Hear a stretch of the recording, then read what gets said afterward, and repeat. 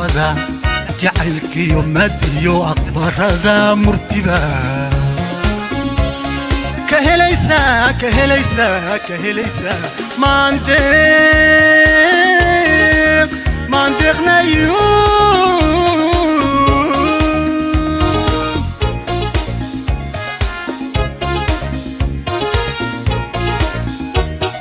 محبذا جعلك يوم مديو أكبر هذا مرتبة كهليسا كهليسا كهليسا ما عندك نيو ما عندك والله ما عندك نيو ما عندك مدحوينها جمهورية الصومال مدن أحمد محمود سيرايو مروة كوبات ورن ما يوم مثل مجتين مروة مدحوينها مروة من ورس قولياشا قرنكا قولياشا ديغانكا مامل كوالكا قودهان بقرده سلاطينتا جامعتا مرتشرفتا كاليه قيمها إيقايا مدن مدشة فريدة السلام عليكم ورحمة الله وبركاته runtii waa goor dambe waan la daalayay hadal badan halkan go'aan bixin waa laba eray oo quraan u baxay inaan madaxweynaha ku soo dhaweeyo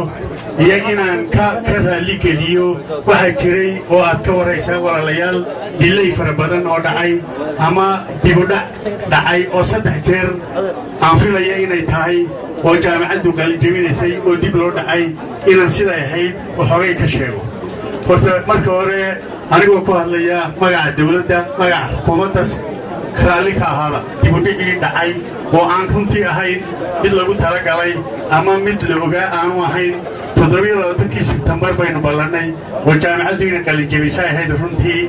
waa maalintii uu tagay madaxweynuhu Turkiga runtii arrintaas oo muhiima oo qaranku lahaa oo deher sarahay ayuu madaxweynuhu tagay dabad siday ku baaqatay sida runtii ayay maxuu ahayd maalintii labaad ee haddana madaxweynuhu soo noqday waxa la yaala wixii uun madaxdii gobolka hadday wasaarada tahay iyo hadday maalinkan maanta hadday xajka la tag dabadna waxa loo ballamay in xajka dabadiisa marka la isu yimaado la yiraahdo maalintii kalena waxa tagay waa kii barasaabku waa kii meeyarku tagay Arusha dabadna dib aan u dhignay iyadana marka waxa soo dib u dhac intaasoo dib u dhac dhacay asaan lagu talagelin oo wax looga jeeday runtii aanay jirin waxaynu ka warhaynaa qolooyinka aan sida wanaagsan u fikirin ee samadiidka ah ee xumaanta u wadeen wanaaga wadin inay halkan keeneen eriyo kale oo ay ogtiinood ka warhaysaan oo la yidhi madaxweynahan doonayn madaxweynuhu ma imanayo gabilay madaxweynuhu gabilay wuu ka baqayaa sheeka noocaasa laydin keenay dabadeed arrintaasna sidaasaanay dee waxba uga jirin oo madaxweynuhu gabilay waa gobollada ugu jecel yahay siyaabo badan awgood ama sababo badan awgood mar waa aabbihii ama waa hooyadii halganka ogeydeen inaad ka waraysaanoo halkii dabka looga shiday dib u raadistii Somaliland halkan ahayd calaamado gaara ayay u leedahay siyaabo gaara ayay maalinkan maanta u tahay waxaan ku soo dhaweynayaa talabaad waxa kale oo jirta maanta runtii waxay noqotay budabuutay ku quuso qaar baa yani saakaba qoraa la yidhi jaraa'idka tolow maxaa la yeeli maanta hore waa la tuurtuuray tolow maanta maxay reer gabiliyeen maanta waxaasay reer gabiliyeen baan leedahay arrinta taariikhiga ah ee wanaagsan ee quruxda badan leh ee madaxweynahooda ay jecel yihiin bay reer gabiliyeen qolada kale ee maalinkan maanta wanaagdiida ee maanta shirbeereedka wada ama mucaarid ha noqdaan ama kuwa kaloo magac kala sheegtayba ha ahaadaane halkan ha ku soo talagelina waxaanu leenahay halkan ha ku soo talagelina sababo badan awgood halkani waxay la socotaa xukuumadda horumarka wanaagga walaaltinimada iyo wadajirka ayaa gobolkan iyo astaan u ah oo calaamad u ah oo weligiiba lagu maxaan ku dhahay lagu yaqaan marka xuma iyo qasiyo qalaanqaliyo iminkan looyiyo sagaashankii ku noqonayo halkana ku soo talagelinay walaalayaal quusta gebili waxa kale oo runtii waqti badan baa aynu fadhinay daal baa dhacay waxaan ku soo dhaweynaya wasiirka arrimaha gudaha mudane cali waran cadde oo aad wada garanaysa marwada qaranka amina waris dhammaan madaxda sharafta leh halkii joogta salaadiinta iyo cuqaasha ubaxa qiimaha leh ee qalinjabiyey halkan hortayda fadhiya iyo dhammaan dadweynaha gobolka Gabiley dhammaantiinba assalaamu calaykum waraxmatullaahi wabarakaatu mudane madaxweyne runtii waxaan la yaabanahay Gabiley waxaan imi dhowr goor anigoo madaxweyne waxaan wadna wax ka duwan wado oo wax yar cunabaya waxaan soo ogaaday beriga waxaan la war magaaladu dad yar ah laakiin saaka waxaan ogaaday dadku inay guryaha ku jireen magaaladu ay dad badan tahay marka waxaan uga mahad celinayaa ummadda reer Gabiley iyo Arabsiyo iyo jidkii aan soo marnay sida qiimaha leh ee gobonimada ah ee ay ku soo dhaweeyeen madaxweyne qalbi furan iyo gacmo furan bay ku soo dhaweeyeen uga mahadnaqaya mudane madaxweyne waxa la yidhi hadalkan la kala warano ilaahay la kala bariyo waxaan ku soo arkay ilaa Arabsiyo intaanu soo gaadhnay ummadda reer Gabiley waxay qirayeen wixii ay dawladdan u qabatay madaxweynahoodu u qabtay isla markaana si yar oo la liqi karo waxay u sheeganayeen waxa dhiman laakiin hal iyo jeer waxaan ku arkay gobollada qaarkood qaar madaxda qanjaa ka gujinaya oo leh meel wixii lanoo qabtay xataa wixii loo qabtay dafiraya oo aan sheegi karin markay wax doonayaanna aad aragto horta in dagaal ka soo horreeyo waxaan leeyahay runtii waxay soo jiidateen qulubta madaxdiinna iyo madaxweynihiinna waxaan filayaa waxa sida yara wanaagsan la isu dhadhansiina waa la liqi karaa ee wax badan laydiin qaban karayo ayaan filayaa waa mutaysatay haddaatii reer Gabiley walaalayaal waxaa aad iyo aad u qurux badan oo waddankeenna ka muuqda horumar fara weyn oo muddo 20 sannadood ah